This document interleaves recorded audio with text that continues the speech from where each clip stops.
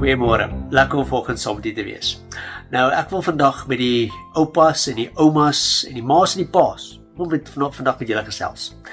Nou, die eerste keer toe daai klein seun, klein dogter of boetafsissa gebore is, wat was die gevoel wat jy wou openbaar? Wat was daai eerste indrukke wat jy op daai kind se lewe wil neersit?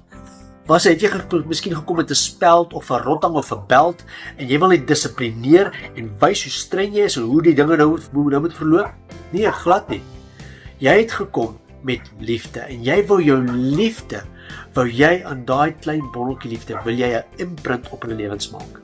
Jy wil jou liefde aan hulle wys en bewys. Nou, is dieselfde met die Here. Toe die Here aan Moses verskyn, Moses vra vir die Here, Here, wys my u glorie. Ons lees dit in Exodus 33, vers 18, lees ons hierdie woorde. En God sê, ek gaan my glorie wys nie.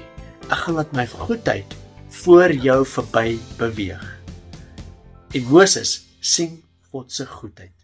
En dit is wat God wil openbaar in elke van ons.